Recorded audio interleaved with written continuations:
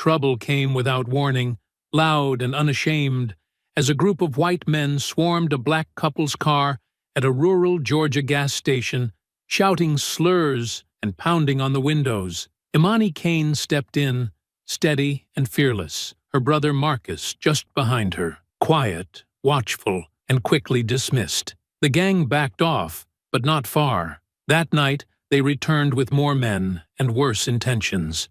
A brutal street fight erupted, and in the chaos, a gun was drawn. Imani was shot and died in Marcus's arms. What the men didn't know, what they never imagined, was that her brother was Delta Force. Before we go any further, comment where in the world you are watching from, and make sure to subscribe, because tomorrow's story is one you don't want to miss. A black Delta Force commander is home visiting his sister for the first time in nearly 4 years, though to Marcus Kane, it doesn't feel like a homecoming so much as a mission where no one gave him a proper briefing.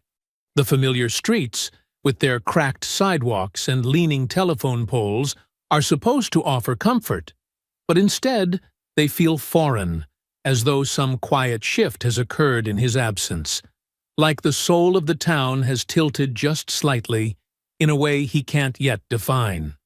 He steps off the Greyhound bus with the same posture he held stepping out of an armored convoy, tall, alert, shoulders back, eyes scanning his environment not for threats, but out of habit.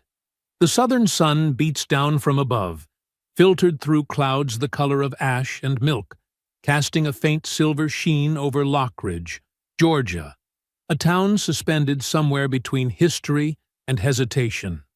Children dart between parked cars and mailboxes in the distance, laughter echoing faintly from a neighborhood Marcus once tore through on a BMX bike when he still had scraped knees instead of shrapnel scars. He sees a porch swing he helped repair with his father when he was 12. The familiar creak it gives in the wind makes his chest tighten unexpectedly. His duffel bag is slung over his shoulder, worn with use and dust from half a dozen countries that would never show up in tourist brochures. The smell of fried catfish from a roadside shack tickles his memory, but nothing tastes the same anymore. Not food, not peace, not even the feeling of standing still. A dented, rust-touched sedan rolls up slowly, and behind the wheel sits Imani Kane, grinning at him as though she might explode if she holds it back any longer. Her smile is the same as always, radiant, unbothered, infused with a kind of kindness that years of community work and late-night lesson planning had only deepened. She steps out before he can open the door himself and throws her arms around him, nearly knocking the bag from his shoulder. For a brief second, he lets his arms tighten around her in return, rests his cheek against her hair, and closes his eyes. Not because he's tired, but because it's the only moment in the past year that's felt real. "Marcus Elijah Kane," she says, pulling back with mock scolding. "Look at you. You're built like a freight train and frown like you've got classified information on your cereal box." He lets out something that resembles a chuckle. "It's good to see you, too. You look good. I mean, you look intense, but good. Come on, get in the car before someone mistakes you for an escaped convict." She pops the trunk, and he tosses his duffel in, then climbs into the passenger seat. The interior smells faintly of vanilla and old notebooks, and a hand-drawn thank you card from one of her third graders dangles from the rearview mirror on a string. They pull off the curb and onto the main road. "Still driving this piece of junk?" he asks, half smiling. "She's got character," Imani replies, "and great gas mileage, which I'm sure the Pentagon doesn't care about, but teachers do." They ride in silence for a moment, not an uncomfortable one, but full of quiet observations. Marcus watches the storefronts blur past, hardware stores with missing letters on their signs, an old diner with crooked blinds, the elementary school where he used to play foursquare, and now she teaches math and moral courage. "I saw your photo on the wall in the school hallway," he says, finally breaking the silence. Teacher of the year. Imani shrugs, but her smile betrays the pride she tries to hide. That was 2 years ago. Last year, I just got a certificate that said, "Nice job." I'm proud of you, Marcus says. She doesn't respond immediately, just gives his hand a quick squeeze. And I'm proud of you for surviving. They pull into the driveway of the old Kane family home, still standing strong with its cracked bricks, green shutters faded from decades of sun, and a porch swing Marcus swears hasn't moved an inch since their father died. As they unload the trunk, a neighbor across the street, a white man in his 60s wearing suspenders and holding a gardening hose, pauses to stare. His eyes linger, suspicious and flat. Imani waves. The man doesn't wave back. Marcus watches the man return to watering the same patch of grass for far too long. "Friendly place," he murmurs. Imani rolls her eyes. You'd think after 20 years they'd stop pretending they've never seen a black face on this block. But they don't say anything, because they know I'll say something back. Later, after dinner and laughter, and recounting old stories about falling off bikes and sneaking out to late-night cookouts, Marcus agrees to a walk around the neighborhood. It's dusk now, that magic hour where the heat backs off and the shadows start to stretch like fingers, brushing against houses and alleys. They walk slow, the way only people who aren't in a hurry do, comfortable in silence, occasionally breaking it to comment on changes to the neighborhood. They pass a mailbox painted like a bulldog, a tree still bent from the last hurricane, and the old corner store with the neon sign that still reads "Cold Beer," even though it hasn't sold anything colder than room temperature in 10 years.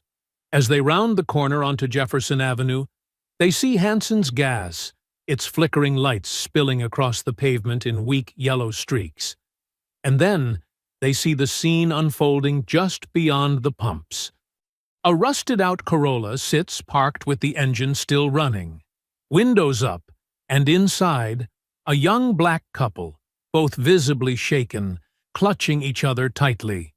Surrounding the car are 6 white men, mostly in their 20s or early 30s, dressed in a mixture of camouflage jackets and worn denim, stomping around the vehicle like it's prey.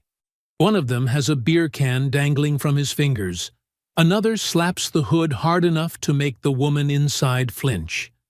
A third man, tall, greasy, wearing a backward camo cap, leans in, shouting something Marcus can't hear yet, but the posture, the expression, the menace, it's universal. Imani stops walking. Marcus's body tenses before he's even aware of it. The old instinct kicks in. Peripheral awareness sharpens. Heartbeat stays steady. He notes each man's position, height, reach, the way the youngest of the group, Benny Slade, skinny and jumpy, hovers on the edge, like he wants to disappear. "This isn't right," Imani says quietly, already stepping forward. Marcus reaches for her arm, voice low but tight. "Don't!" But she's already walking, and the air, warm as it is, seems to drop 10 degrees as they cross the threshold of the lot, walking toward something that feels inevitable. Imani Kane crossed the gas station lot with steady, purposeful strides, her voice sharp and cutting through the humid dusk like a blade honed on principle. "That's enough," she called, her words clear, unwavering, and loud enough to punch through the crude laughter and echo off the concrete awnings. "Back away from that car. Right now." The 6 men froze for a half-beat, surprised, maybe, that anyone had the nerve to interrupt them. Then, slowly, a few turned to face her. One, squat and broad, with a faded skull tattoo on his neck, snorted as if the interruption amused him. Another leaned against the back of the car, arms crossed over a stained tank top, chewing on a toothpick with mock indifference. And then there was the one with the goatee, tall, greasy-haired, and walking with the self-importance of someone who believed the weight on his belt loop granted him authority. He smiled wide, but there was no humor in it. "Well, look at that," he drawled, voice coated in that familiar southern twang that always seemed friendlier than the poison it carried. "Ain't that sweet?" The local welcome committee finally showed up. Imani didn't flinch, didn't step back, didn't soften her tone. "This isn't a game. You're threatening two innocent people. Back away, or I'll make sure this whole entire town sees you for exactly what you are." The man laughed. Not loud, not genuine, but enough to let the others know the show would go on. "Oh, we're just talking. Maybe they took a wrong turn. Can't have strangers loitering, can we?"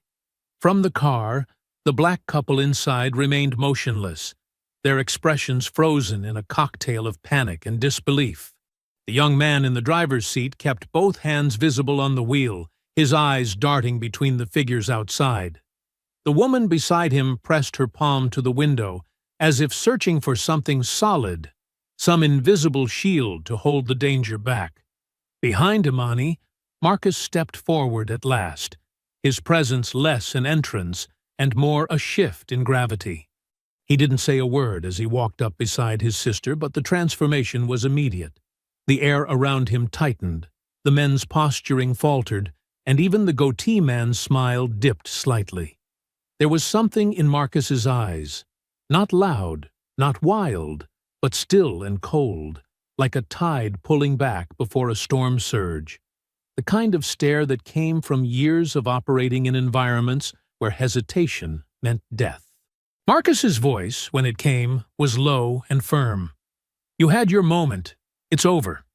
Back off and walk away." Goatee man squinted, not quite willing to blink first. "You military?" Marcus didn't answer. "You got that look," the man continued. "That stiff-necked, quiet killer thing. I bet you think you're real tough." Marcus took a single step closer, his body language calm, measured, but unmistakably poised. "You don't want to find out." A few of the men were shifting now, less sure. Benny Slade, younger than the rest and already sweating through his flannel shirt, looked back toward the parked pickup trucks behind the station. His foot tapped the ground involuntarily, his body betraying nerves he couldn't hide. Another man muttered under his breath, something about hero types always poking their noses in places they don't belong. The man with the skull tattoo turned away from the car, muttering curses as he began moving off. The domino effect started from there. Two more stepped back, shoulders lowered, eyes avoiding contact. It was Goatee who held on the longest, pride thick in his stance, even as the rest of his pack started retreating. He took one last look at Imani, as if trying to decide whether to spit a final insult or just accept defeat. Then his gaze settled back on Marcus. "You think this is done? This ain't over," he said, the words bitter and heavy. Marcus didn't move. "Then you should leave while it still can be." The goatee man turned and walked off, slowly, deliberately, his boots loud against the pavement. Benny lingered for a second longer, casting a glance over his shoulder at the black couple in the car, something between shame and confusion flickering across his face, before jogging to catch up with the others. As the trucks rumbled to life in the alley and pulled away, the lot settled into an uneasy quiet. The tension didn't lift so much as it deflated, sagging like a balloon let go mid-air. Still floating, still present, but no longer fully in control of the moment. The young man in the Corolla cracked his window just enough to be heard. His voice, hoarse and breathless, trembled. "Thank you. Thank you both." Imani nodded, her own breath a little unsteady now that the immediate danger had passed. "Be safe." "Get out of here!" The car pulled away quickly, tires chirping as they left the lot behind. Marcus watched them go, his jaw tight, eyes still scanning the shadows, as if expecting the danger to double back immediately. He turned toward Imani, who had crossed her arms, one hand rubbing her shoulder absently. "You shouldn't have stepped in like that," he said, his voice even but edged with something he hadn't shown during the confrontation. Not anger, concern. And let them scare those kids into silence? You know I couldn't. She met his gaze. You came, didn't you? I came because you did. Well, then, I guess we're both reckless, she said, offering the faintest smile. Marcus looked down the street, watching the horizon where the trucks had vanished. He knew the look of men who backed off because they were outmatched, not because they were finished. What they'd seen here tonight wouldn't be the end of it. Not with men like that. He had seen their type overseas, those who couldn't handle humiliation, who nursed pride like a festering wound, and who didn't forget the sting of being made to walk away. They'll be back, Marcus said quietly. Imani's smile faded, and she nodded once. I know. They turned back toward home, walking in silence. The sun was gone now, swallowed by the horizon, and the streetlights flickered on, buzzing like hornets overhead. Behind them, near the back of the station, an engine idled briefly, headlights flickering once before vanishing into the dark. The peace they thought they'd earned was already unraveling. The air had cooled just slightly since their confrontation at the gas station, but the tension hadn't. If anything, it clung tighter, the way sweat does in the thick Georgia air after the sun disappears but refuses to take the heat with it. Marcus and Imani walked side by side down a narrow residential street, the rhythmic thud of their steps softened by uneven asphalt and scattered leaves. Porch lights blinked on one by one, casting a faint golden glow across empty driveways and quiet stoops. But no one sat outside. No one waved. It was the kind of silence that didn't feel like peace, more like a warning, still and loaded. Imani pulled her arms around herself, though not out of fear. She did it more like someone shielding herself from the weight of invisible eyes, from the feeling that something in the dark behind them had not yet released its grip. Her voice came soft, thoughtful, not quite fragile but close to it, when she finally broke the silence. They didn't even see us as people, she said, not needing to clarify who she meant. Just targets or noise, something in the way. Marcus didn't respond immediately. His attention was scanning their surroundings, slow, subtle, precise. Not because he expected a fight right this second, but because some part of him, the part trained to survive ambushes in places where people hid death under floorboards and in fruit baskets, had already sensed the shift. Something was off. It wasn't just the quiet. It was the kind of stillness that happened after something was set in motion, but hadn't yet landed. They saw us just fine, he replied eventually, his tone neither dismissive nor kind. That's what scared them. The road narrowed as they walked, fences drawing closer to the curb, streetlights dimming until the gaps between pools of light seemed to stretch longer than they should. Houses passed by in slow motion, each one quietly shut up behind curtains and drawn blinds. Marcus kept walking with his eyes forward, but his attention fanned out like a radar sweep, catching every flicker of motion, every murmur of sound beyond the threshold of the ordinary. Imani glanced sideways at him, her brow furrowed, her voice quieter still. You feel it too, don't you? He didn't need to answer. The weight in his eyes told her everything. Then, from around the next corner, a sudden engine roar cracked the quiet. The jarring, throat-deep rev of a diesel truck peeled out from an intersecting street behind them, tires growling across pavement as it tore into view. A second engine answered it, then a third. Marcus stopped walking. Imani did the same, her shoulders tensing as headlights swept over them. The first truck screeched to a stop at the far end of the street, angled just enough to block their exit without fully trapping them. Another truck rumbled to a halt behind them, the engine left idling with an almost deliberate, menacing calm. Doors didn't open immediately. The silence returned, but this time it had claws. And then it broke. From the edges of the street, from behind hedges and the shadows of trees, men stepped out. One by one, they emerged without hurry, without masks, without fear. Not the kind of chaos you see in panicked mobs. This was something colder. Planned. Vindictive. 8, 10, maybe more. Some carried bats or pipes, others only fists, and the kind of expressions that promised they wouldn't stop swinging until their hands bled. Among them, Marcus recognized faces. The man with the goatee, front and center again, smiling like a man who believed violence made him holy. Benny Slade followed close behind him, his face pale and uncertain, but still present, still complicit.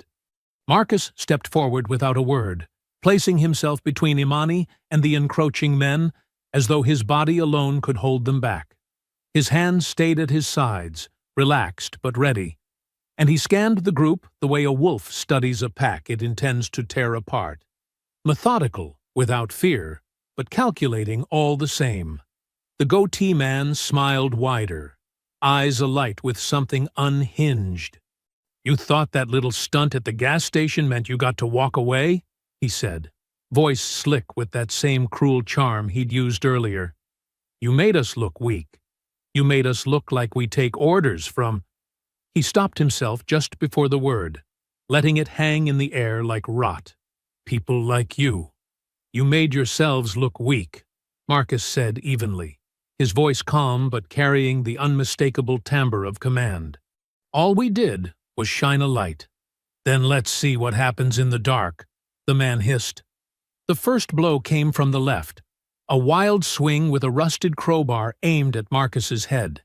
He ducked it cleanly, using the attacker's momentum to slam his elbow backward into the man's ribs, then pivoting with brutal grace to catch another charging figure with a straight punch that landed like a hammer to the throat. The man collapsed without a sound. But there were too many of them. From behind, another pair lunged forward, trying to pin Marcus's arms. He twisted out, using one man as a shield, flinging him forward into the others. Fists swung wildly in the dark, missing Marcus by inches, but forcing him to shift constantly, reading their movements in real time, adapting, countering, dismantling. They weren't trained. They had no formation, no structure, only rage, fear, and ignorance, but their numbers made them dangerous. Marcus fought like water under pressure, each movement clean, each counterstrike efficient, every breath controlled as he snapped joints, dropped knees into guts, and broke noses with his forearms. His knuckles split open by the fifth attacker. His forearm was bruised and bleeding by the seventh. He didn't stop. Imani, no longer behind him but now off to the side, had picked up a broken tree branch from the ground and used it with more ferocity than Marcus had ever seen in her. She slammed it into the back of one man's knee, then turned and cracked it across the side of another's face as he reached for her jacket. She didn't scream, didn't cry out. Her jaw clenched, eyes wide and focused, not wild, but righteous. And still, they came. One of them shouted slurs between breaths, each word spat like venom, trying to sting what their fists couldn't break. Another laughed as he lunged at Marcus with a knife that caught nothing but air as Marcus sidestepped and brought his boot down on the man's wrist with a crunch that ended the fight for him. They weren't fighting to win anymore. They were fighting because hate had demanded blood, and they were too far gone to back out now. But the chaos wasn't done gathering. Just beyond the edge of the melee, a figure moved through the shadows, calmer than the rest, more deliberate. He didn't shout. He didn't swing. He watched, and in his hand he held something glinting beneath his coat. The fight had turned into something primal, something without rhythm or pattern, just impact and instinct and survival played out under flickering streetlights and the deep hum of idling truck engines. Marcus moved like a man forged in fire, a weapon given breath and bones. Each strike was purposeful, unflinching, and meant to stop whatever came next. He wasn't angry. He wasn't afraid. He was simply operating, processing angles, trajectories, and weaknesses with the same detachment he had used in villages halfway across the world. Only now the war had followed him home and dressed itself in denim, Confederate tattoos, and cheap beer stink. One of the attackers, a heavy-set man with a shaved head and hands like stone blocks, came in swinging with the kind of clumsy confidence born of size. His punch was wide, reckless, thrown with the weight of someone who'd never had to fight someone trained to end fights. Marcus stepped inside it, redirected the momentum, and drove a crushing elbow into the man's jaw that sent him collapsing against the hood of his own truck with a guttural groan. But for every body Marcus dropped, another seemed to emerge from the shadows, fueled by blood and ego, maybe even emboldened by watching their friends fall. The air was thick with shouts, taunts, breathless grunts of pain, and that familiar current of racial venom. Words spat like bile with every swing.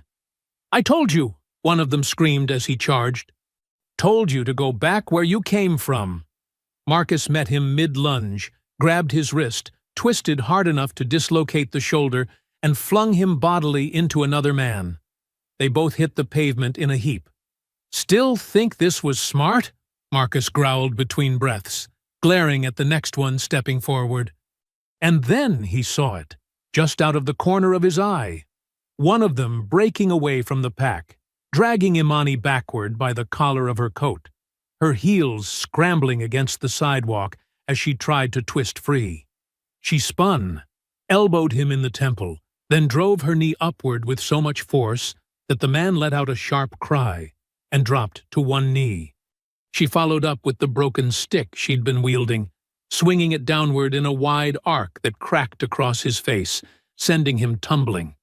Another came at her from behind, this one younger, maybe Benny again, uncertain, hesitating. Imani turned, her voice sharp, not afraid, but defiant. "Don't," she barked. "You don't want this on your conscience." But he flinched and kept coming. Marcus moved toward her, dispatching one more man with a spinning back fist that collided with bone. He reached out for Imani, but the crowd between them thickened again. Someone grabbed his arm. He broke the hold. Another swung low, hitting his ribs. Marcus absorbed the hit and brought his knee up into the man's sternum, hearing the breath burst from his lungs. The street was chaos. Lights, movement, rage, the blur of fists and flash of metal. Then, through the blur, Marcus saw him, the man who had been watching. Silent, measured, the one who hadn't rushed in with the rest. He stood just beyond the mess, near the edge of the trucks, one hand inside his jacket, eyes locked not on Marcus, but on Imani. "No," Marcus started, voice strangled with recognition. Imani turned too, sensing something behind her. The man stepped forward with eerie calm, pulling the gun from under his coat with the fluidity of someone who had done it before. His arm extended, not high, not wild, but low and level.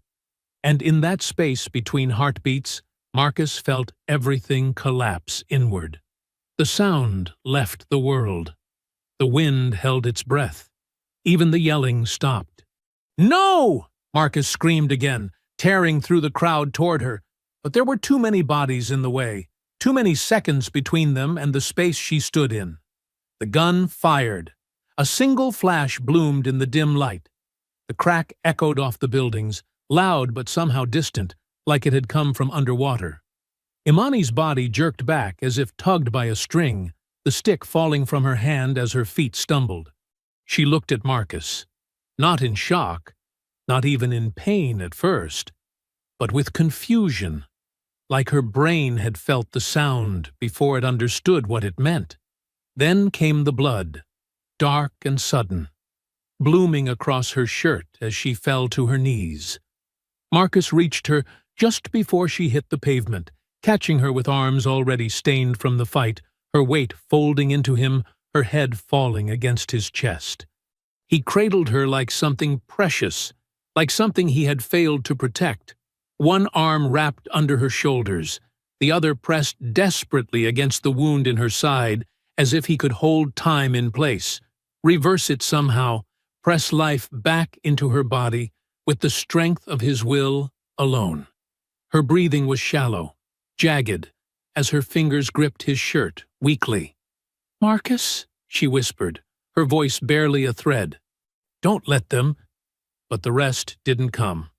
Her lips moved again, silent. Tires screeched in the distance as the trucks peeled out, the gang scattering like rats in the light, leaving behind a chaos of bruises, blood, and the sharp, raw sound of a man kneeling in the street, holding his sister and screaming her name into the night. The sirens came later, much later than they should have, washing over the neighborhood in waves of sound that felt more like a closing door than the arrival of help. Red and blue lights splashed across the trees, houses, and the shattered fragments of the fight, but their glare reached no further than the surface. Officers emerged in measured steps, hands already resting on weapons, postures already shaped by suspicion. They didn't approach with concern. They advanced with caution. They didn't see Marcus as the survivor. They saw a large, bloodied black man crouched over a lifeless body on a dark street, and made the same assumption this town had been making since it laid its first bricks. "Hands where we can see them!" "Now!" one of the officers barked, voice sharp enough to make a child flinch. Though Marcus didn't respond, didn't move, didn't register the words as anything other than static. His eyes were locked on Imani's face, unmoving, still waiting for breath that wasn't coming. "Step away from the body!" another officer shouted, weapon drawn now, the barrel catching the glare of a street lamp as it wavered toward his head. It wasn't until one of them yanked him to his feet, twisting his arm behind him and snapping a cuff over his wrist, that Marcus seemed to return to the present, blinking slowly as though waking from a nightmare he hadn't known was real. They shoved him toward the cruiser without explanation, read no rights, asked no questions. The cuffs bit into his wrists, a cold familiarity he hadn't felt since a mission overseas gone sideways. But here, in this town, in this neighborhood, the message was different. This wasn't caution. This wasn't due process. This was the cost of being black and alive when the violence stopped. Inside the station, they sat him alone in an interrogation room so drab it felt deliberately designed to suppress the soul. The table was bolted to the floor. The walls were gray, blank, indifferent. The camera in the corner blinked a single red light, recording a silence so loud it became oppressive. After nearly an hour, the door creaked open, and in stepped Sheriff Reuben Clagg, his belly leading him into the room like a bulldozer clearing brush, his badge crooked and his face drawn into a practiced grimace of forced sympathy. He sat across from Marcus with the slow, deliberate rhythm of a man who had done this many times before and believed in the theater of law, not the substance. He placed a cup of coffee on the table, untouched, cooling, not intended for comfort, and leaned back in his chair with a sigh that carried just enough dramatic weight to feel like routine. "Mr. Kane," he began, folding his hands over his stomach like a preacher about to lie, "you've had yourself quite a night." Marcus didn't reply. Clagg continued, his voice a blend of condescension and studied regret. "Now, from what we've been able to gather, there was some sort of altercation, multiple assailants, several injuries, and, tragically, your sister caught in the middle. Now, I ain't here to blame you, son, but the situation, well, it's murky." Marcus looked up then, not with anger, but with something colder, more dangerous. Awareness. "You're calling it murky?" "Well, there were no clean witnesses," Clagg replied, shrugging as though he were reciting scripture. "A couple of calls to 911 mentioned fighting. loud voices. No one mentioned a clear aggressor. You and your sister were involved in what we're considering mutual combat. Mutual combat, Marcus repeated, each syllable pronounced with surgical precision. Not shouted, not exaggerated, but sharper for the control he held around them. Clegg raised a hand like a man hoping to temper a rising wind. I know it sounds harsh, but with what little we've got, well, there's no gun recovered, and none of the men have been picked up yet. Some of them probably went straight home, claimed they were watching TV the whole time. Can't arrest people on feelings, Mr. Kane. You can arrest me. The sheriff smirked without humor. You were still on scene, covered in blood, injuries on you and on others. You fit the frame better than anyone else we found. And your name? Well, your name's going to be a liability if this turns political. Marcus leaned forward, his voice still low, still even, but tight enough to split steel. If it turns political. A black woman is dead in the middle of a street, shot by white men who surrounded us like a pack of animals. And you're worried about optics. I'm worried about evidence, Clegg replied, tapping the table. And without it, there's not much I can do. You don't want to do anything, Marcus said. The sheriff stood, slow and rehearsed, brushing imaginary lint from his lapel. You're free to go, for now. But if I were you, I'd let this go before it turns into something worse. Marcus didn't move for a long moment.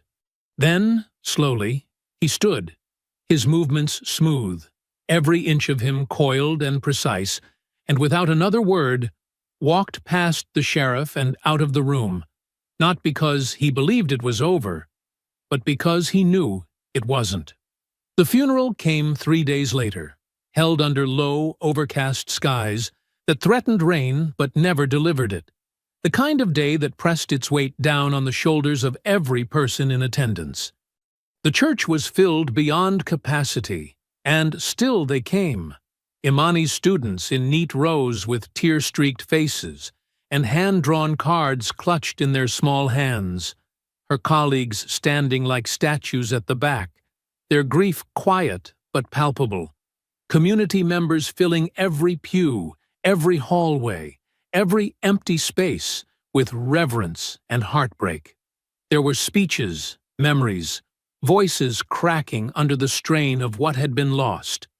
Her principal read a letter she had written to herself on her first day as a teacher, full of purpose, belief, and unshakable hope.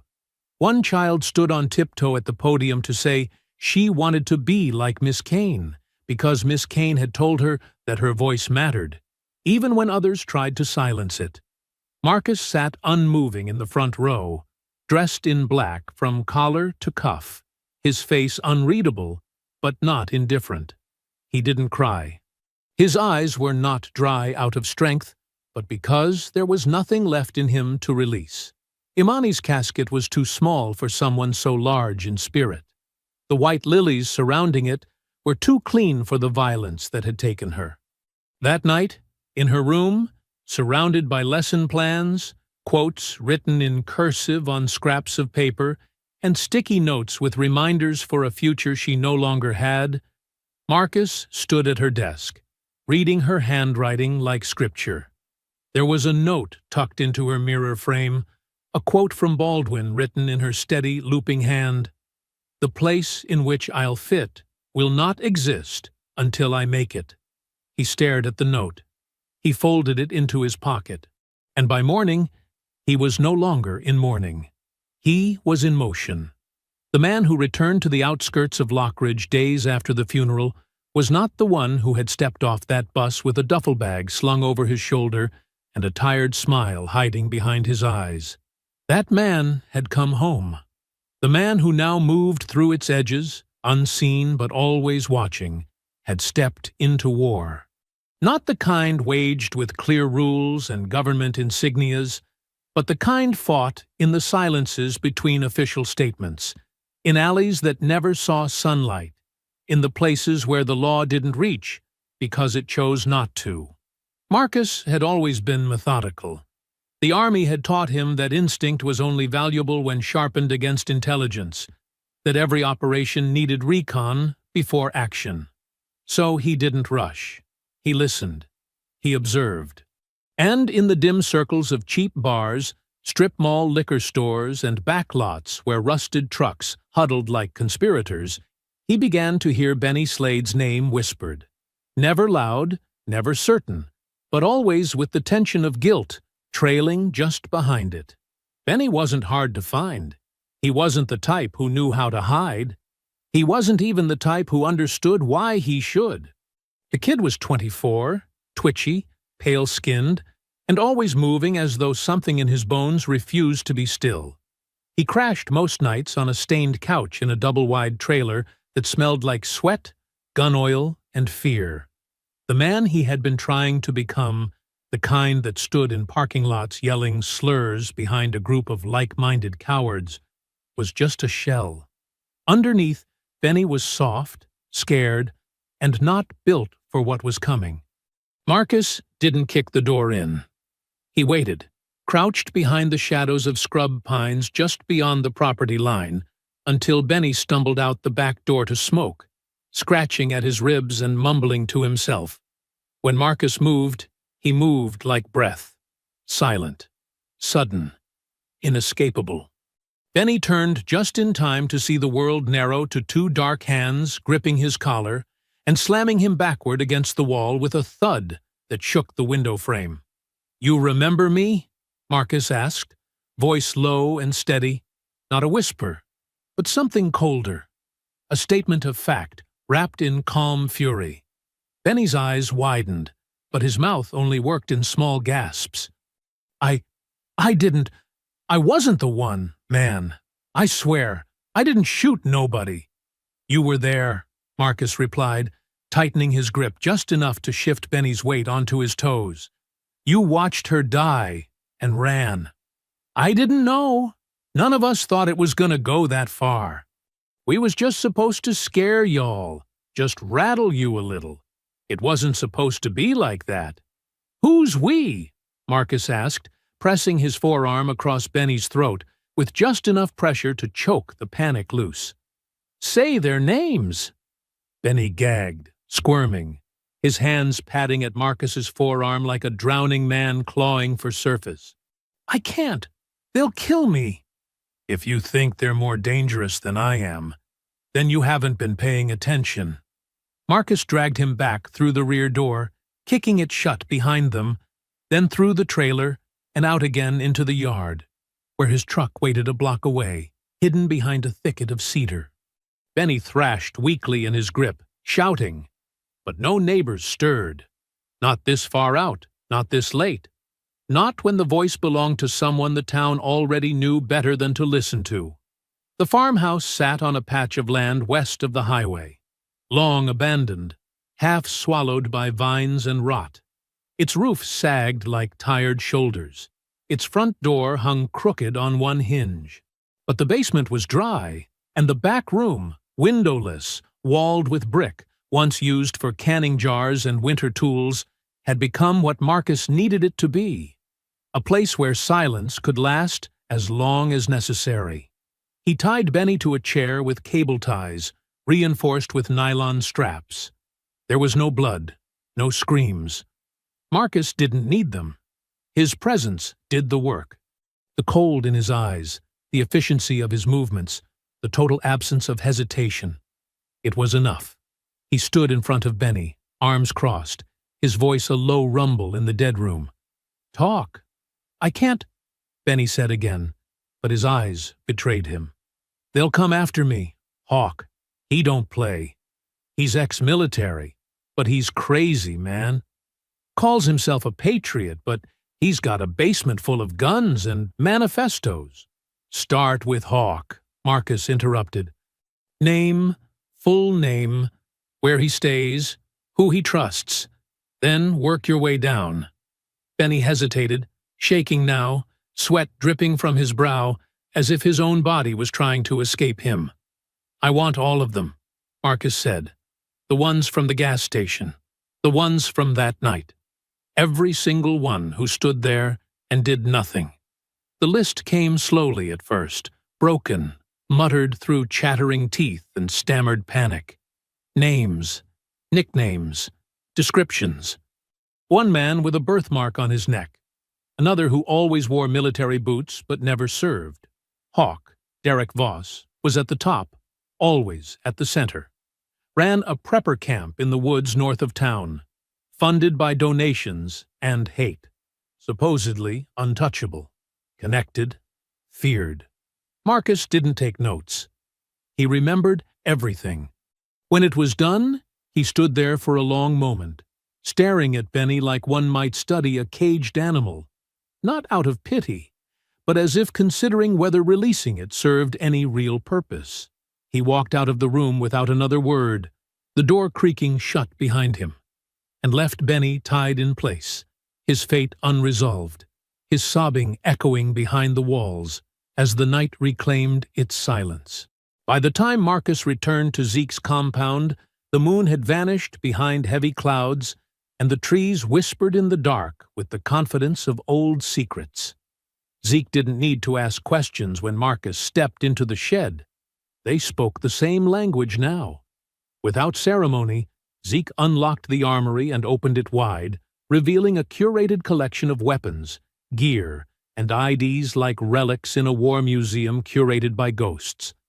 Marcus moved through it without hesitation, collecting what he needed. A suppressed .45, 2 burners, forged plates for a black Tacoma, a soft ballistic vest, and a combat knife he recognized from an op they had done in the Balkans. Zeke handed him a sat phone and 3 hollow point magazines without saying a word. The silence between them wasn't awkward. It was ritual. Marcus finally broke it. He talked. Said Hawk's growing something. Zeke nodded slowly. You gonna knock on his door? I'm gonna burn everything around it first. The first hit came 24 hours later. An old barn sitting behind a closed-down radiator shop, barely visible from the highway, hidden behind rusted plows and stacks of rotting tires. Marcus had eyes on it for a full hour before making his move, watching the pattern of headlights from the road, listening for dogs, feeling the quiet change when the wind shifted. The lock was new, but the hinges were old. It only took a thin pry bar and silence. Inside, stacked under tarps and wooden crates, were 24 rifles, ammo boxes stamped with government cereals, and a dusty fridge filled with Gatorade and beer. One cooler in the corner held bags of beef jerky, instant coffee, and pamphlets titled The Second Bloodline, rhetoric soaked in paranoia and myth, filled with warnings of race wars and reclaiming ancestral pride. He didn't hesitate. He took pictures of everything, labels, serial numbers, fingerprinted crates, then laid strips of thermite beneath the ammo boxes and set the timers. When the heat came, it came fast and without drama, the barn glowing from within before collapsing in on itself with a sigh.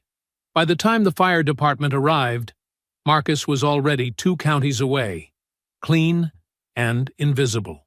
The second hit brought answers. It came in the form of a man named Caleb Rohn, a 35-year-old with a limp and a Confederate flag inked into his neck. Caleb lived in a modified trailer hidden behind a timber lot that stank of oil, pine resin, and sweat. Marcus reached him just after midnight. There were no guards, no dogs, just a man who had stopped locking his doors because he didn't believe the world could touch him.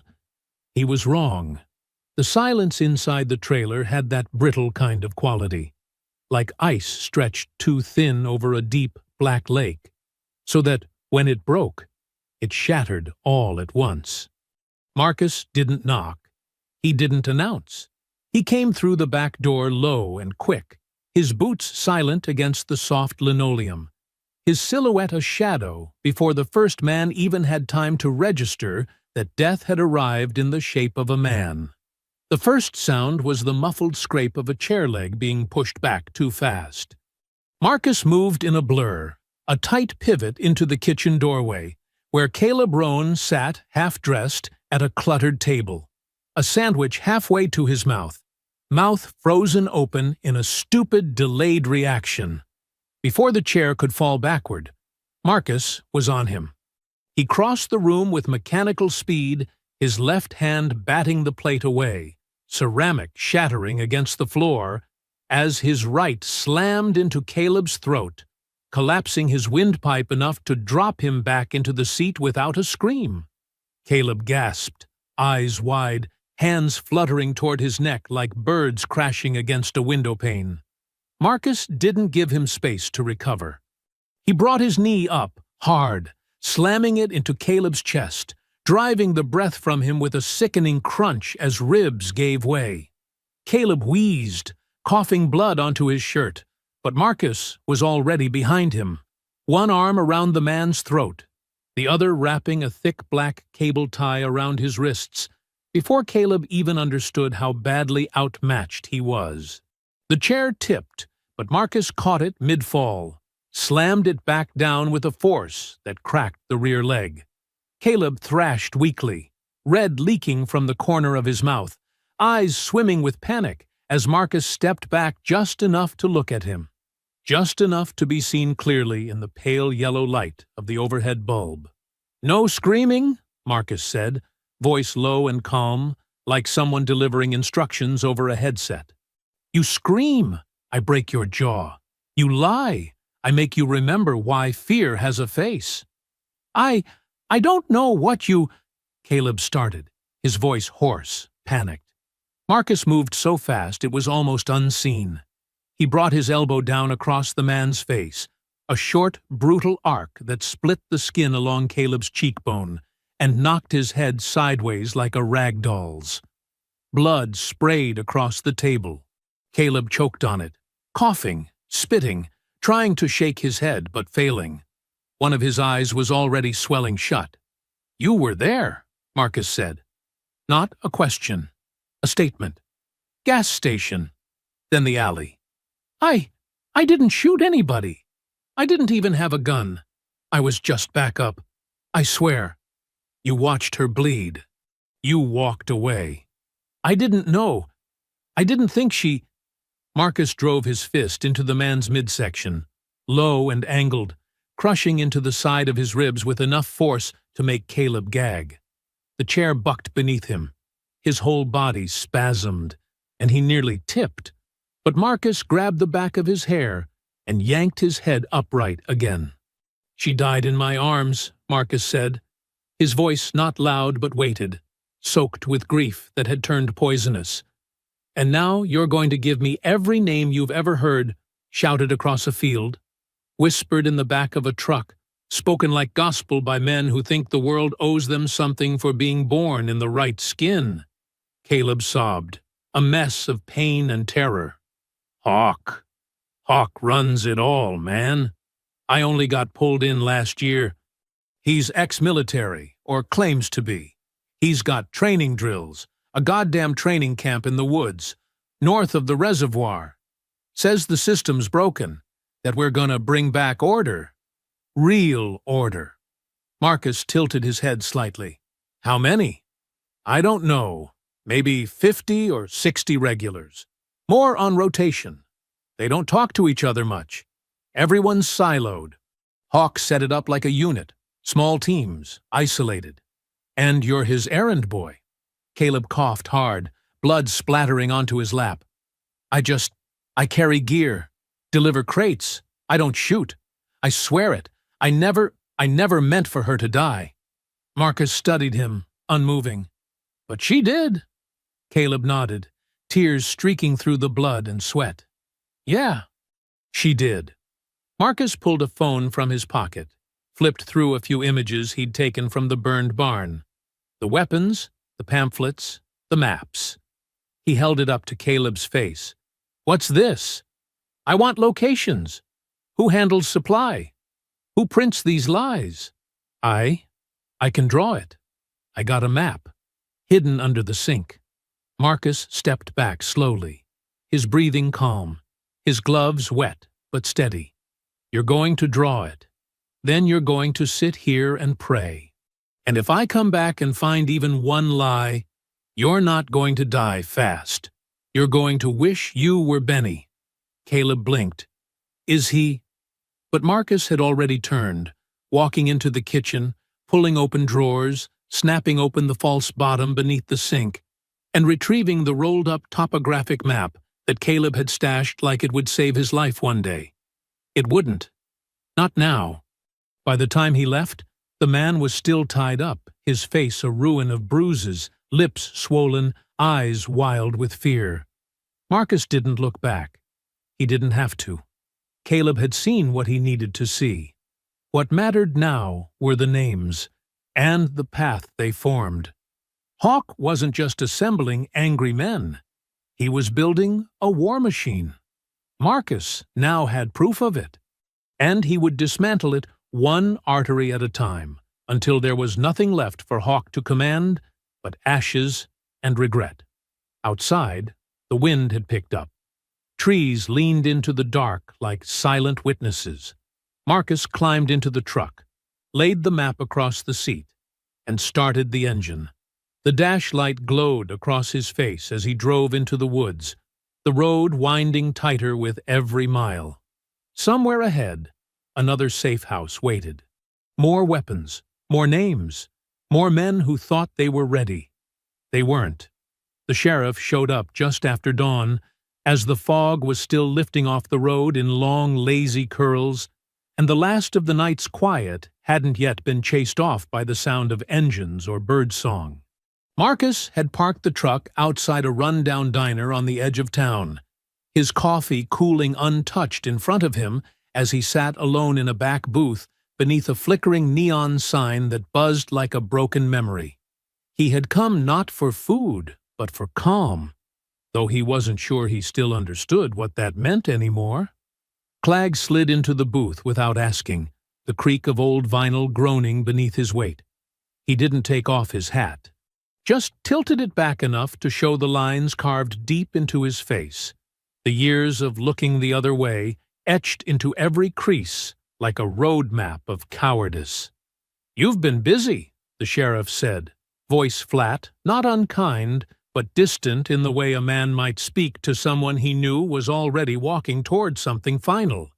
3 fires in 5 days. Storage units, barns, safe houses. Funny how it's always the ones we don't talk about that seem to burn first. Marcus didn't look at him. He just stared out the window at the haze rolling across the asphalt, his reflection sharp in the glass. Clegg sighed and shifted in his seat, folding his thick hands on the table. "I figured we might chat before this thing gets out of hand. Some of these boys you're chasing, they're dangerous, but they're not the only ones. You get what I'm saying?" "I do," Marcus said quietly, still not looking at him. "There's lines in this town, son. Been drawn long before you came back. You go crossing too many, things start to break loose. Good people get hurt." Marcus finally turned his head, slowly, the weight of his gaze falling on the sheriff like a curtain. His voice was calm, almost gentle. "She was a teacher, Reuben. A woman who spent her life trying to make this town better, one kid at a time. She bled out in my arms on a cracked street, less than 3 blocks from her home. And you? You called it mutual combat." Clegg's eyes flickered for just a second. He shifted again, his boots scraping the floor. "There wasn't evidence," he murmured. "You know how it is. No witnesses willing to speak. No one wants to stir things up." "There were bodies," Marcus said, still calm. "There was blood. There was a gang of white men with weapons who walked away. And you didn't stir anything. You buried it." Clegg leaned forward now, dropping the mask. "You're pushing this town to the edge, Kane. They're talking. Not just the ones you're after. Good people, too. Folks who want this all to go away. I'm not interested in good people who tolerate murder. You got no badge, no right. You're running on fumes and anger. I'm trying to keep the lid on this before it turns into something we can't come back from." Marcus stood without raising his voice or his hands. He simply rose from the booth with the kind of quiet that filled every inch of air between them. "You're too late, Reuben," he said. "We already passed that point the moment you let them walk away." Clegg narrowed his eyes. "You think this makes you right?" Marcus leaned down just enough that his words would reach no one but the man across from him. "No," he said, "but it makes me the consequence." He turned to leave, then paused, just as the sheriff reached for his coffee. "One more thing," Marcus said, glancing over his shoulder. "You're on the list now." And then he was gone, boots clicking against linoleum, the door swinging shut behind him as the sheriff stared down at a cup he no longer had the stomach to drink from. Tighter.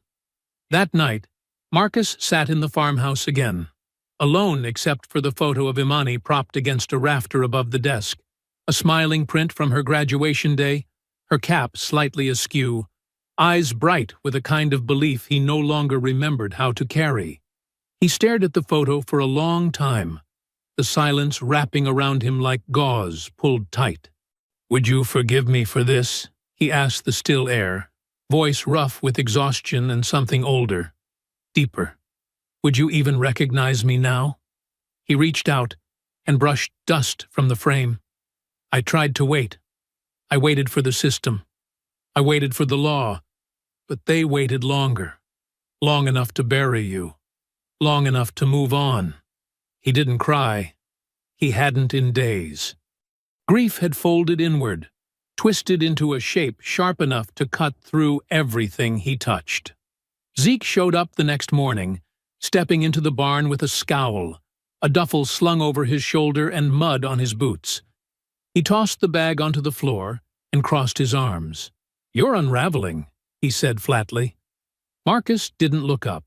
He was reloading magazines, each movement smooth and practiced. "You're not making war," Zeke continued. "You're chasing ghosts through fire. You think she'd want this?" Marcus glanced up now, eyes flat, expression unreadable. "I don't know what she'd want anymore." "I do," Zeke said. "She wanted people to live better, to get better. You think this blood is making anything right?" Marcus finished loading the last mag, clicked it into the rifle, and stood. "It's making sure it doesn't happen again." Zeke's jaw clenched. "Just make sure it doesn't take you with it." The man Marcus had been hunting went by the name Dean Dog Mercer, a nickname earned in high school when he beat a smaller classmate senseless for wearing a Malcolm X shirt on campus. He was the kind of man who made cowardice look like confidence, always operating in groups, always half a step behind the biggest voice in the room, but never hesitating when it came time to put hands on someone who couldn't hit back. He'd been quiet since the attack, lying low in a trailer outside Winder Ridge, cutting firewood and staying off phones. But Marcus knew that kind of man didn't disappear. He just waited for a new order. It took 2 days of tracking, 2 nights without sleep, and a bribe to a part-time mechanic who'd once run guns for Zeke to pinpoint his exact location. Mercer had holed up in a double-wide rusting from the base up, parked crooked beside a dry creek bed lined with broken glass and black water. Marcus approached just after sundown. The crickets had quieted, and the last light of day threw long shadows across the woods, like fingers stretching from the grave. He didn't knock. The door went in under the weight of his boot, splinters flying like shrapnel as Marcus moved inside, low and fast, gun drawn but angled downward, his body close to the wall. The trailer stank of old meat, mold, and sweat, but Marcus barely noticed. His ears tuned instantly to the sound of movement, floorboards creaking to the right, something metal falling, then the sound of a body rushing forward. Mercer burst from the hallway, swinging a rusted crowbar like a man who believed desperation could match training. Marcus slipped the first swing, ducking left and driving a palm up into Mercer's forearm so hard that the impact snapped the bone with a wet pop. Mercer screamed, staggered, but didn't drop the weapon. He simply switched hands and lunged again. This time, Marcus let him come, He stepped inside the arc of the swing, catching Mercer's elbow and twisting it backward at an impossible angle. The crowbar fell. Mercer roared and threw a wild punch with his free hand. But Marcus ducked it, brought his knee up into the man's stomach, then again, higher, into his ribs. He felt something crack. Mercer folded forward, gasping like a fish thrown on concrete. But Marcus wasn't done.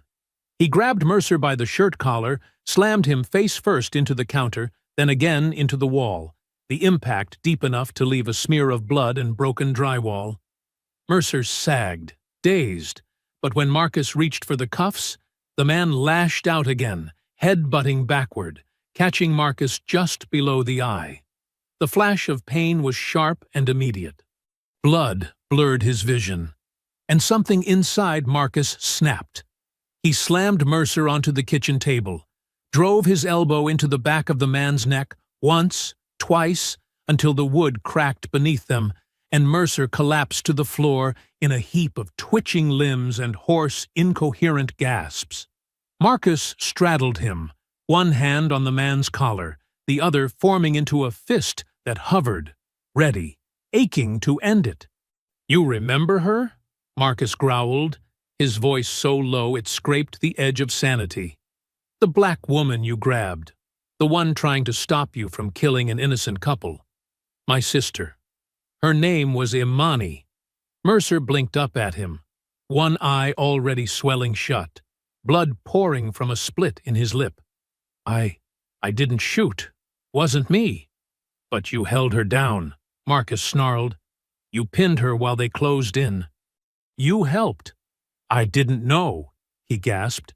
"I didn't know she'd—" Marcus drove his fist into the man's gut, twisting the heel of his palm in like he was grinding the breath from his lungs. Mercer wheezed, spat blood, curled halfway before Marcus slammed him back down. There was nothing between them now but violence and breath, and the shattered pieces of something neither of them had words for. He drew the pistol, pressed the muzzle against Mercer's temple, felt the man go still beneath him. Everything inside Marcus screamed to finish it, to empty himself of this rage once and for all, to silence the thing that had broken his life in one night and walked away untouched. But then he saw her, not in some ghostly way, not in that distant, dreamy vision that haunted quiet corners of memory. He saw her face, smiling in that photo above the farmhouse desk, cap tilted sideways, defiant even in stillness. He heard her voice, not screaming, not begging, but calling his name that night, trying to say something with her last breath, something that wasn't a curse, something that asked him to remember. Marcus lowered the gun. He stood, breathing hard, staring down at the broken man beneath him. Mercer whimpered once. "Please, don't kill me." Marcus didn't answer. He wrapped the man in duct tape, tight and unflinching. Ankles, wrists, across the mouth. Then he hoisted him over his shoulder, like dead weight, and carried him outside, down the dirt road, through the sleeping town until he reached the edge of the park, where the community gathered for church picnics and Juneteenth concerts, where Imani once ran workshops for kids who didn't know what safety felt like. There, beneath the pale wash of a flickering street lamp, Marcus tied Mercer to a light post. Arms bound, eyes swollen shut, blood crusting in layers across his jaw. Then he taped a sign to the man's chest in black block letters. "Murderer." He stepped back, silent. Let the town see it in the morning. Let the ones still hiding understand that silence no longer kept them safe. And then he vanished into the dark.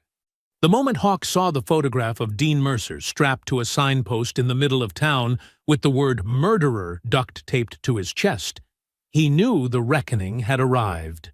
It wasn't the blood that rattled him, or the bruises, or the way Mercer's face had swelled into something unrecognizable, his one visible eye turned glassy with shame. It was the precision, the message. It was the fact that whoever had done this hadn't needed to kill to make the world shake. And worse, he'd done it without fear. For a man like Hawk, whose strength came from the illusion of control, that kind of precision wasn't just an insult.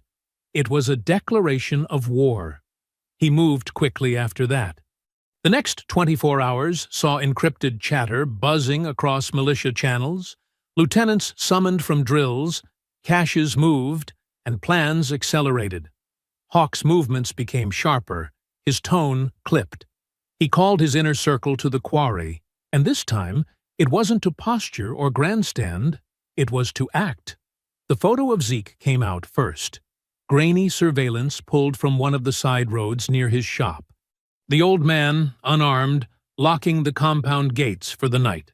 "This man," Hawk announced, holding up the image with a gloved hand, "has been supplying our enemy, hiding him, arming him, protecting a killer who targets his own kind."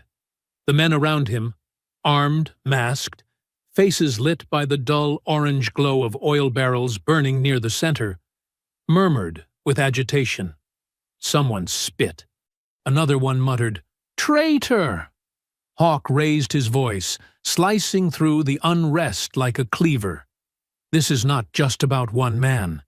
This is about what we've built, about what we will build. He thinks he can shame us, take us out one by one, parade us like animals while the rest of the world claps." He stepped closer to the fire. His shadow danced against the rocks, long and jagged. But we are not animals. We are the bloodline that remembers what America was meant to be. We are the defenders of its bones, its soul. There were shouts now, cries of agreement, rifle stocks lifted into the air, boots stomped in the dirt like the beat of something ancient and ugly. "He wants a war?" Hawk growled, baring his teeth. "We bring it to his door. Starting with that old bastard." They hit Zeke's place at 3:17 a.m., just as the town was deep in sleep, and the fog was thick enough to mute sound. 3 trucks, 6 men. Only 2 came out unscathed. They underestimated him. Zeke had seen more wars than they had birthdays. The shop was rigged with a dead man's switch, trip alarms, shatter points in the floor, and a wall panel that slid open to reveal more firepower than any man had business keeping. But he hadn't built it for fear. He'd built it for moments like this. A Molotov caught fire near the workshop. A man got hit in the leg with buckshot before he could breach the side entrance. Another slipped on oil Zeke had poured beneath the workbench and landed on a nail board that drove straight through his foot. Still, Zeke didn't come out clean. He took a round through the shoulder and another across the thigh before they peeled away, one screaming into the trees, the others dragging bodies into the back of their trucks as they fled into darkness. When Marcus arrived an hour later, the smell of charred wood still hung in the air like smoke from a dying sermon. The door was half blown open, one hinge twisted, the ground littered with glass, spent shells, and blood trails disappearing into the woods. Zeke sat on a crate by the ruined entryway, shirt soaked with blood, his right arm in a sling and gauze pressed into his shoulder. He looked up when Marcus approached, and somehow still managed a crooked smile. "I was wondering when you'd show." Marcus crouched, scanning the wounds, the scorch marks on the floor, the broken shelves. "You're lucky to be alive." Zeke gave a dry, rasping chuckle.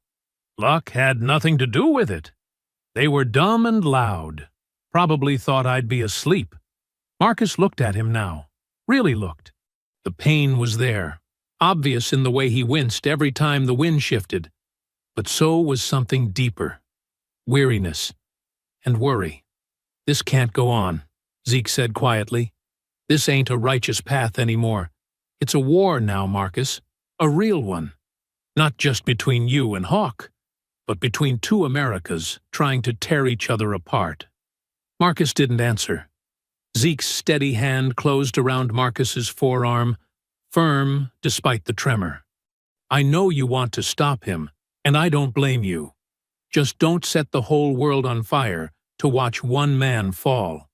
That night, Marcus returned to the ridge overlooking the quarry. His black gear blended into the trees, his boots dug deep into the earth. A small secured recorder blinked red on his chest. Below, the militia gathered. Hawk stood tall, pacing before the fire, his arms raised like a preacher about to call down thunder.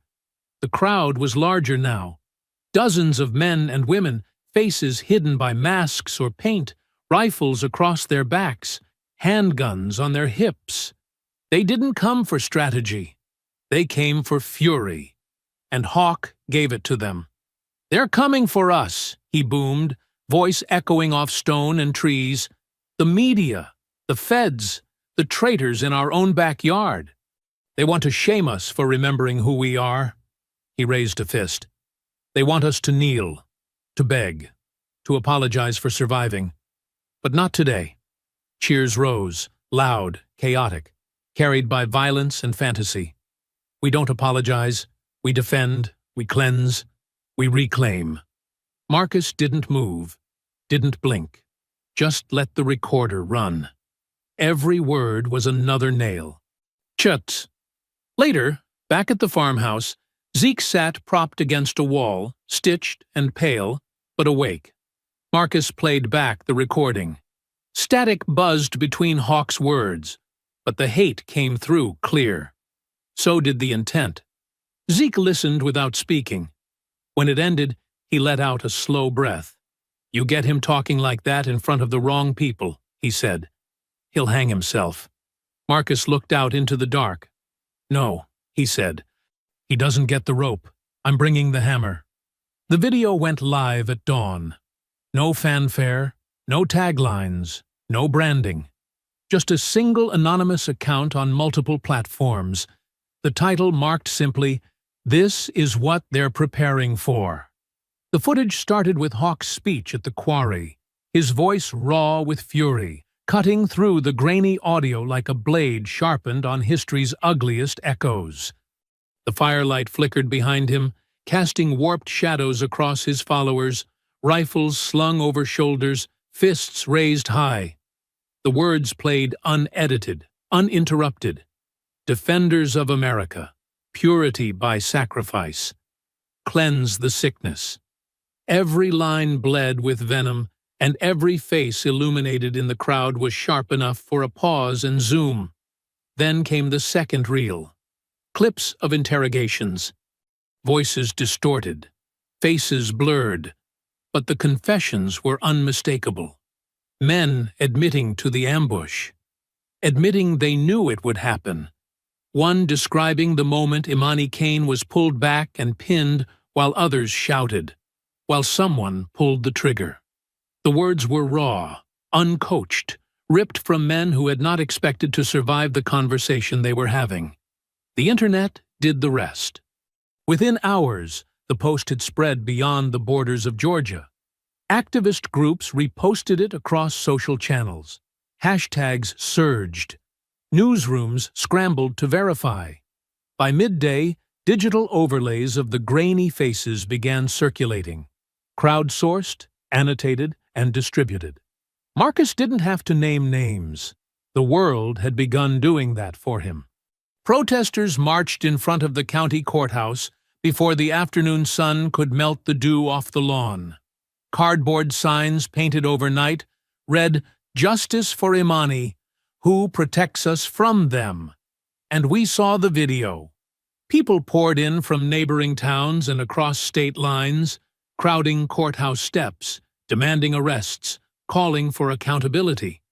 Reporters arrived with cameras and mics. Drones hummed overhead. The story was no longer local. It had breached the walls, and that made Sheriff Clagg nervous. He held a press conference in front of the county building, his words rehearsed, jacket crisp, badge gleaming in the sun like a deflection. Behind him stood two deputies, stone-faced. He spoke of order, of patience, of letting investigations proceed through the proper channels. And then, when pressed on the footage, He offered the line that would echo for days. "This town doesn't answer to outsiders, nor will we let agitators exploit tragedy for politics." The cameras caught it all: the condescension, the tightening jaw, the subtle tilt of the head when he spoke the word agitators. The protests doubled in size by nightfall. But Marcus wasn't watching speeches. He was already moving. The weapons shipment was scheduled for midnight. A semi-truck rerouted off Highway 23, meeting two pickups at a storage depot masquerading as a feed supply company. The intel had come from a burner phone text message dropped by one of the gang members Marcus had let walk. Some of them weren't loyal anymore. Not after what they'd seen. Fear turned rats into messengers. Marcus arrived at the site early, concealed by night and silence. He'd scouted the location the day before, noting blind spots in the surveillance, routes for escape, soft points in the fencing. Zeke's satchel sat in the passenger seat of the truck. Inside it, 2 bricks of military-grade C4, rigged with remote detonation and packed tight with shrapnel salvaged from the old compound. He waited for the trucks to arrive, watched them pull in through the east gate, headlights off, tires crunching over gravel. Watched as 4 men exited, 1 from each vehicle, 2 carrying bolt cutters, another swinging open the steel loading door to the warehouse. The semi's rear doors creaked open. Inside, crates stamped with vague manufacturer labels, but Marcus knew what was in them: ARs, ammo belts, explosives, enough firepower to equip a private army.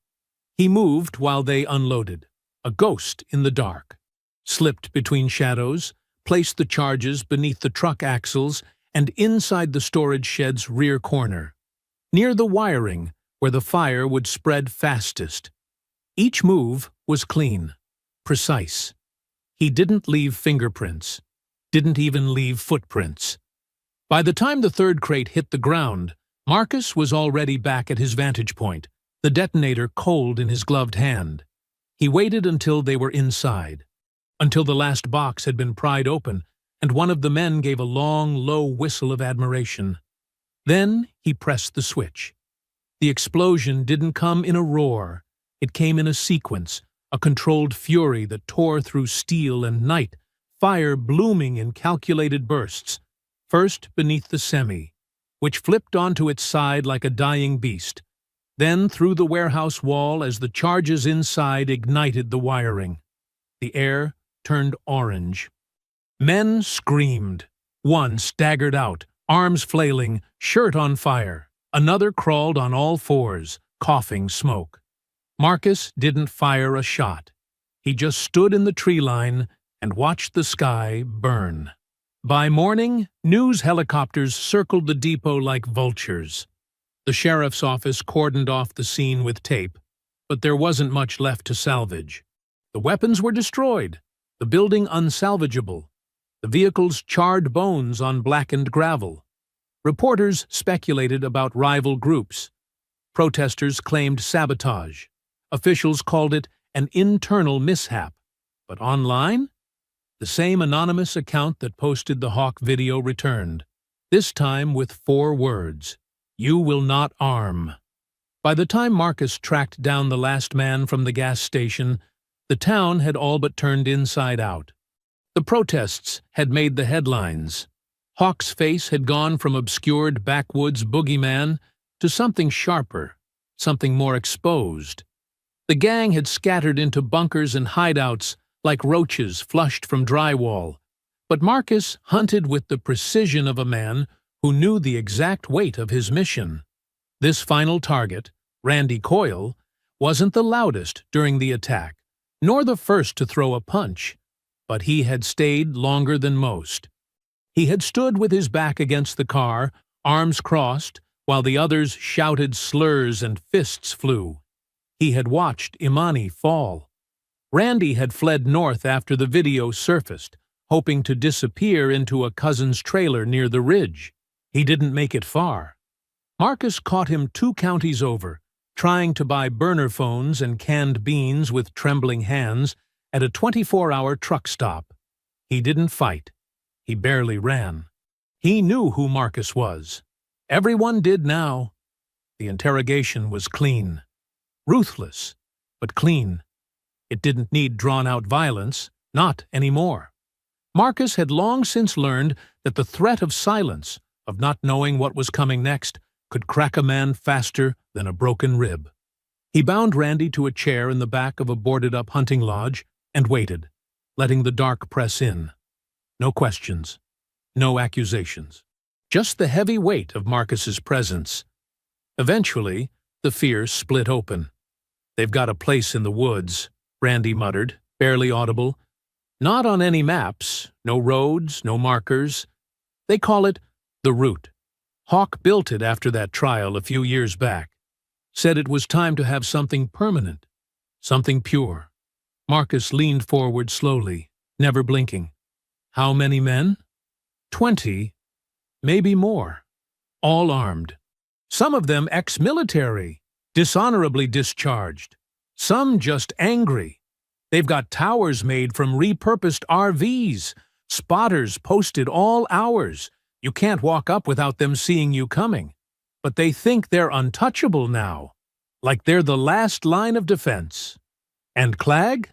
Marcus asked, his voice low, surgical. Randy hesitated, then nodded. "He's been backing them from the start. Doesn't wear the colors, but he knows everything. Hawk calls him our man in the courthouse." Marcus said nothing more. He left Randy gagged and zip-tied to a tree behind the lodge, with a handwritten note stapled to his shirt. Confessed. Coward. He wouldn't die. That wasn't the goal.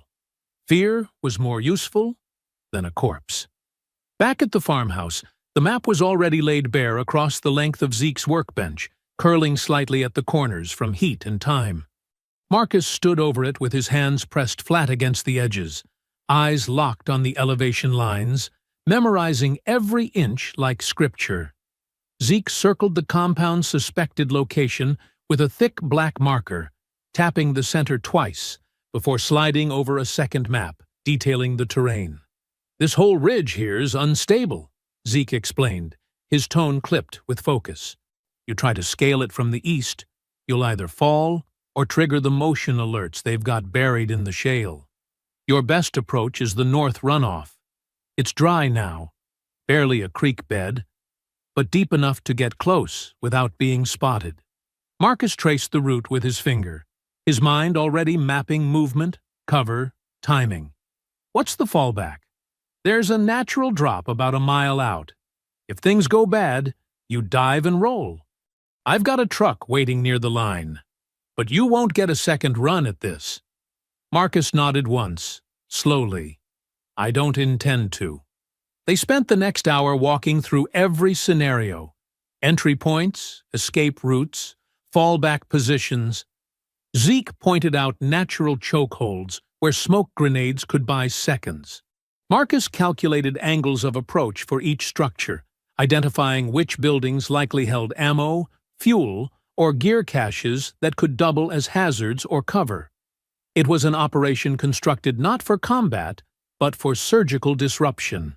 If Marcus got caught, it would become a bloodbath.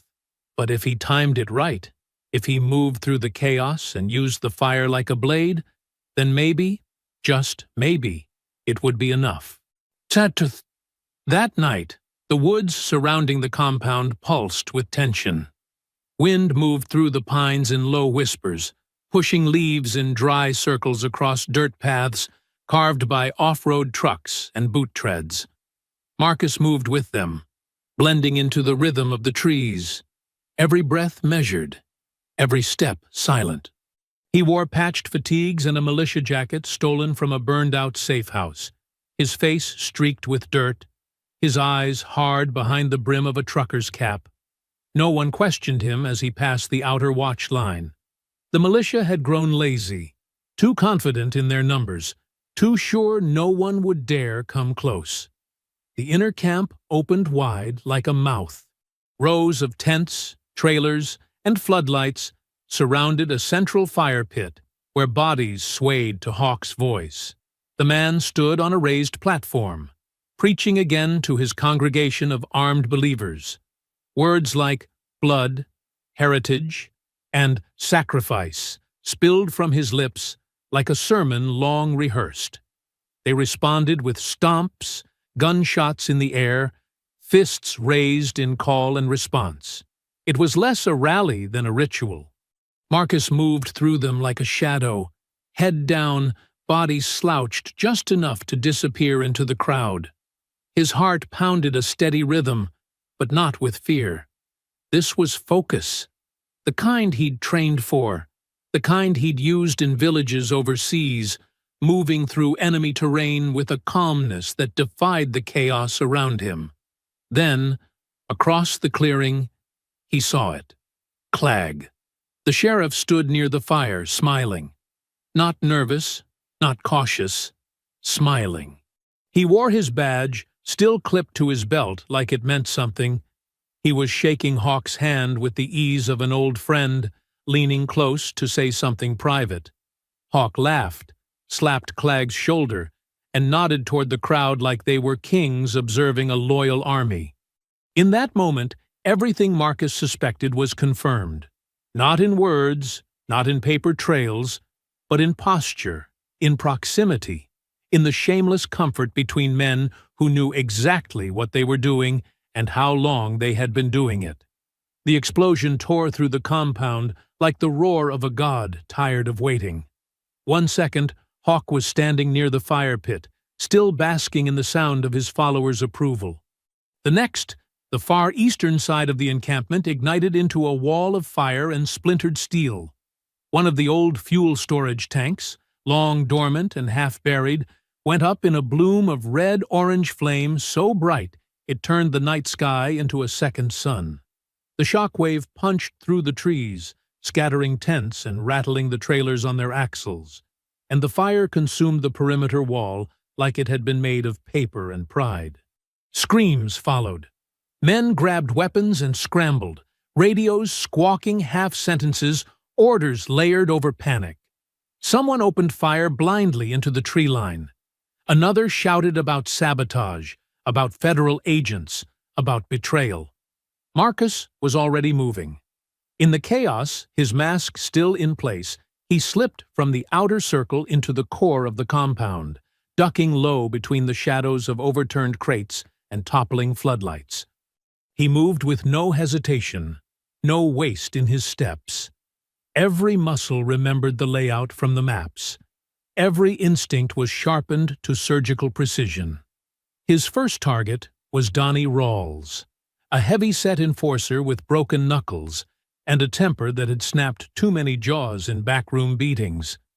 Donnie came around the corner of the main bunker wielding a shotgun, shouting at no one in particular, eyes wide with confusion. He didn't even register Marcus until the elbow struck his throat like a hammer. Donnie wheezed once, stumbled back, and Marcus was already inside his space, driving his knee into the gut, then slamming the man's head against the trailer's corner so hard that the metal rattled and the breath left Donnie's lungs in one final grunt. Marcus didn't wait to see him drop. Another figure lunged at him from the smoke, Kirk Blaylock, the lean, wiry bastard who'd laughed the loudest in the interrogation tapes. He came in fast, a combat knife flashing in the firelight.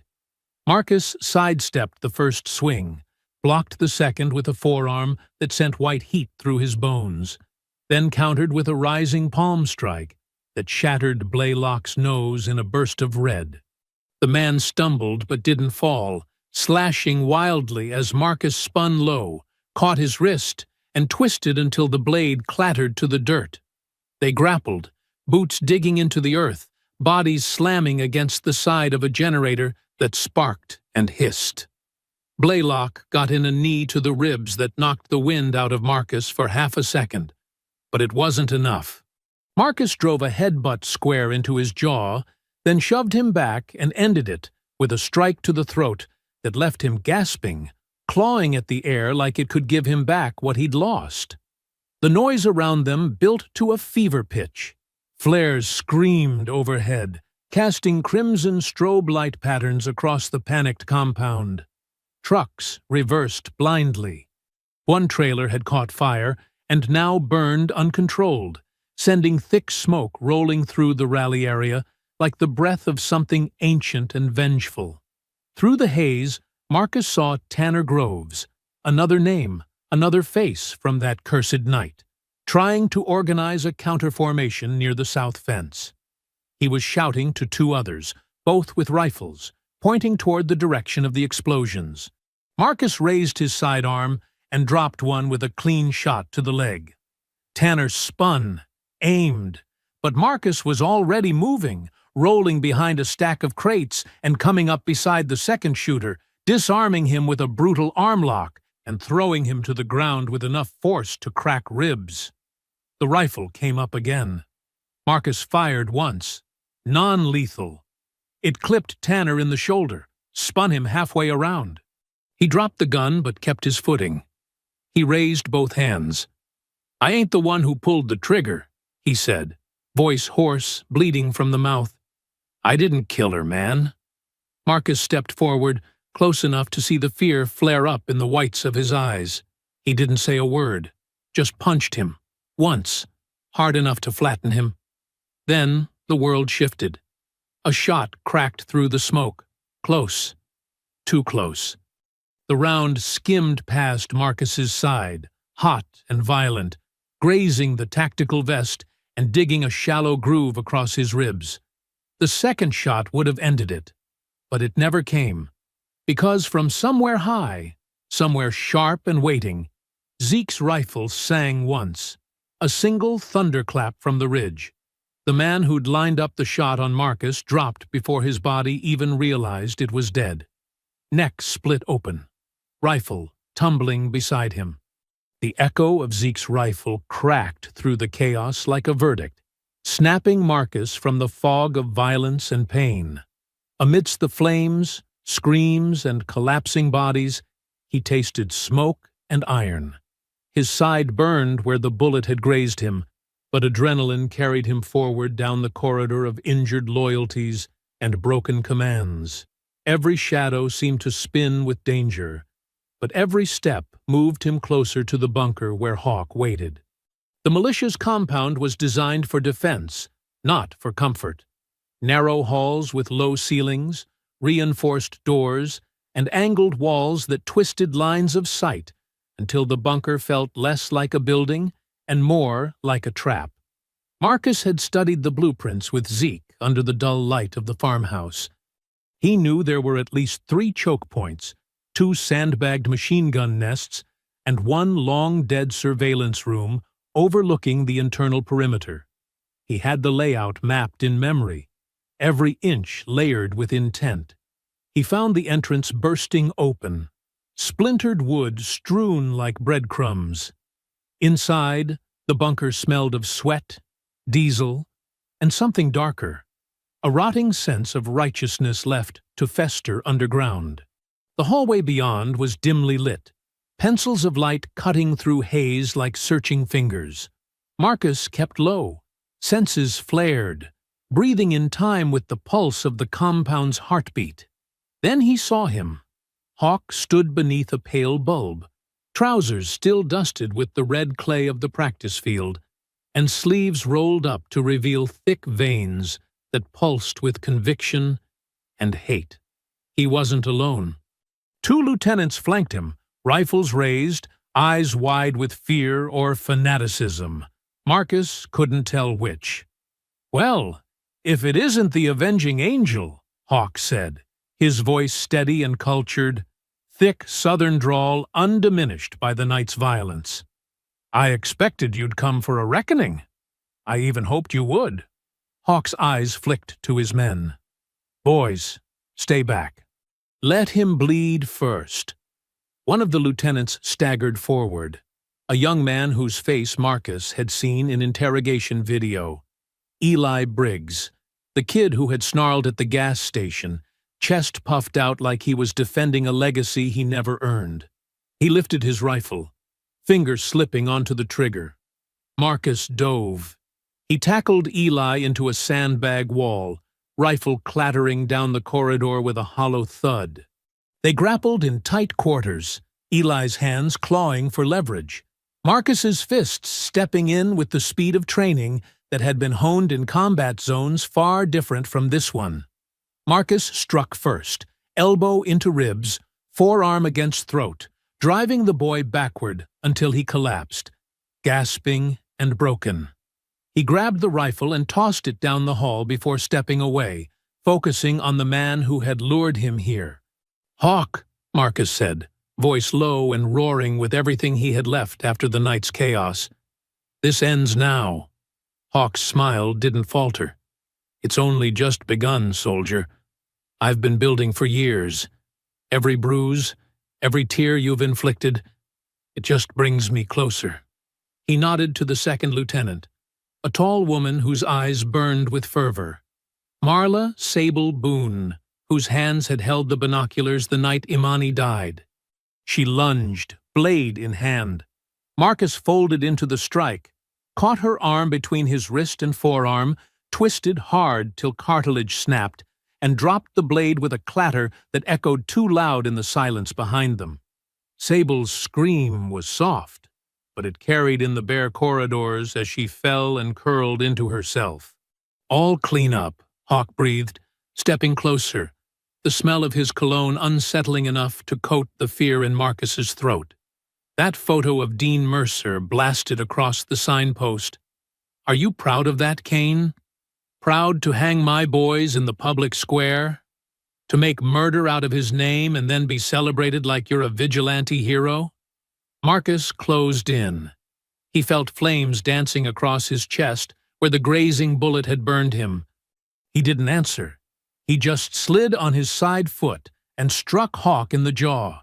Sharp, surprising, a strike King taught in basic. Hawk stumbled, head snapping back. Marcus pressed the momentum, forearm into Adam's apple, two quick knees to ribs. Hawk halfway fell, caught by the wall, his coat tearing on the rough surface. "You hid behind parades and political favors, and martyr images," Hawk said, between spat-out breaths. "But when it comes to a real fight, face-to-face fury, you come down here masked, bloodied, praying you're the hero in someone else's story." Marcus felt heat pulse through him, rage kindling, heart thunder drumming. He lunged again, fist flying, metal clanging off Hawk's belt buckle but cracking skin on his hip. They broke apart, each gasping, each bleeding. Hawk rolled, pulling a knife of his own from his belt. The silver blade flickered in a motionless light. "You know what I want to do," he whispered, advancing. "I want to carve into you, just like they carved her." Marcus blocked the blade with a thick forearm guard, every ripple of muscle tight and connected. He clinched Hawk close, twisting, reversing, grabbing the man's wrist and wrenching the blade from his grip.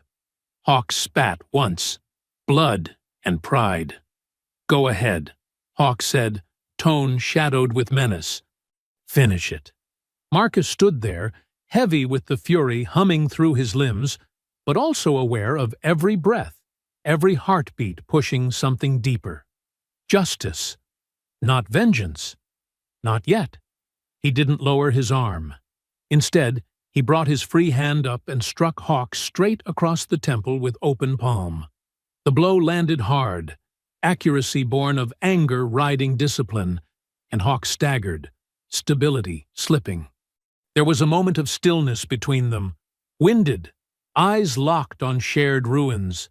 Marcus could kill him here. The bunker would echo with the shot, and they would call it finality. But Imani didn't die to perpetuate hate. She died because men decided comfort over courage. Marcus dropped to one knee, unbuckling Hawk's knife belt, stripping it away, and letting the man's own blade clatter to the floor. He didn't shout. He didn't deliver a speech. He just stared at the broken face that had once stood proud above a fire pit of hate. Hawk's voice was tiny now, a croak. "Promise me one thing." Marcus didn't look. He just ran a finger along the blade's dull length. Hawk swallowed. "That you'll live with what you've done." Marcus lifted his head, met Hawk's eyes. "It ends here. But it doesn't end with me." And without another word, he bound Hawk's hands behind his back, cuffed him with zip ties Marcus had carried since the farmhouse. He stood, battered, bruised, his chest heaving, sweat and blood and sorrow dripping from him, silent in the stillness of the final collapse of everything Hawk had built. The bunker held its breath as Marcus straightened and helped Hawk to his feet, each man a mess of pride, guilt, survival. Outside, the militia was silent, broken into smaller scavenging fights, the fire's glow flickering in the distance. He led Hawk out, into the fallout they would call justice and someone else would call war's cost, because some debts weren't paid with blood, but with the burden of living on. The compound lay in ruin beneath the ash-swept sky, its scorched remains streaked with the tangled wreckage of broken tents and shattered dreams. And amid that ruin, Marcus kneeled on the smoldering earth, his chest rising and falling in time with the dying embers, facing Hawk, the man who had built his empire on hatred and betrayal, cuffed, bloodied, and humiliated before the flickering lens of a hidden camera that hummed with the quiet power of exposure. The bite of the camera's presence was sharpened by Zeke's steady nod behind the flame-lit wreckage, and as Marcus pressed the button, he spoke directly into the lens with the moisture of sweat and conviction on his voice. "Hawk, you crafted this fortress with lies, armed these men with spite, and raised them to see blood as equality. But equality does not live in fear or the barrel of a gun, and tonight the world will bear witness to your truth." The camera tilted then to capture Hawk's expression, not defiant now, not commanding, but weathered and rattled, his eyes cold and resigned as the live feed cut to the rally footage recorded earlier, Hawk's own voice spilling through the speaker in unfiltered confession. "We are the last line of defense. Purity demands sacrifice. We will cleanse America of rot, beginning with those who would shame us from within." That phrase echoed everywhere. The rally field, the flickering screens of smartphones, the hearts of people furious at the idea that hatred had a place in their communities. As the world watched, captivated, sickened, outraged, the footage rolled forward into the bunker where Marcus's covert live feed streamed side by side with Hawk's unfiltered words. Hawk's smirk vanished as Marcus stood and spoke again, voice steady. This man led a militia in preparation for a race war. He mobilized men as if they were soldiers in a dying dream. But his dream sought destruction, not defense. The feed didn't stop there. It lingered on Hawk's shackled posture, his deflated bravado, and then moved outward to show Sheriff Clagg being escorted away in handcuffs, shame burning on his face, his silent complicity now known. Silence fell across screens around the world as the gravity of the connection set in, and protests, outraged editorials, and calls for justice erupted uncontrollably like a wildfire across every community, straining to breathe free from long-held secrets. When the final charges were read, conspiracy, incitement, domestic terrorism, Hawk stood before the court in the same uniform he wore to his army gatherings, now void of rallying cries or blind followers, and the jury delivered its verdict with deliberate clarity. Guilty, with no chance of parole, his words now empty as the echo of his downfall clung to the courthouse walls. None of this was witnessed by Marcus. He disappeared before dawn broke, leaving only unanswered questions and a single folded letter on Zeke's workbench. Inside, a line written in Marcus's steady hand. "I did it her way. In the end." Zeke held that line like a beacon in dim morning light. remembering the woman who taught them both that justice didn't have to be a gunshot echo. It could be a choice made when silence finally ended. In the years that followed, the town remained marked by scars that could never fully heal but still chose to remember, building murals and benches and forging gatherings around her memory. In classrooms, her lessons were taught again and again, not as relics of loss, but as foundations for strength, unity, and reflection. And somewhere, far from cameras and commotion, Marcus walked among communities unburdened by hatred, a quiet protector reshaping his sorrow into purpose, knowing that the purity he sought was never born of vengeance, but of remembering, and the living oath that justice must always rise above fury. When the storm finally broke, it didn't end with the last echo of gunfire or even the sight of Hawk shackled in the dirt. Justice moved slower than vengeance, but it moved, and in the days that followed, the truth Marcus had ripped from blood and silence spread like wildfire through every corner of the country. The live stream, raw, irrefutable, had done more than strip Hawk of his myth. It had shattered the illusion of isolation. The world saw not just a militia in rural Georgia, but the structure that allowed it to exist, to grow, to kill without consequence. And now, that structure was burning. Federal task forces swept through the region within hours of the broadcast, armed with names, maps, and the confessions Marcus had dragged from the mouths of men who never thought their words would leave the room. Coordinated raids dismantled what remained of Hawk's network. Safe houses raided, supply lines severed, and every known affiliate brought into custody. In town after town, men who once believed themselves untouchable found their doors broken open before sunrise, their stockpiles confiscated, their ideologies dragged into the unforgiving light of national law. The gang was not merely scattered, it was dismantled. The courts moved quickly, their cases strengthened by first-hand evidence, direct footage, and a public so inflamed by outrage that no politician dared stall the process. Those who had stood laughing outside the gas station that night now stood cuffed and silent beneath courtroom ceilings, no longer bold, no longer righteous, only afraid. Justice, long deferred, now bore the face of relentless clarity. And then came Sheriff Clagg.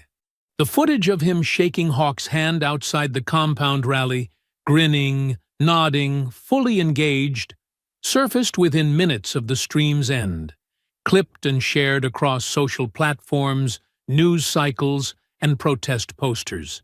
The outcry it triggered eclipsed even the raid itself. His office, once a bastion of evasive authority, became the center of scrutiny, calls flooding in from state and federal oversight committees.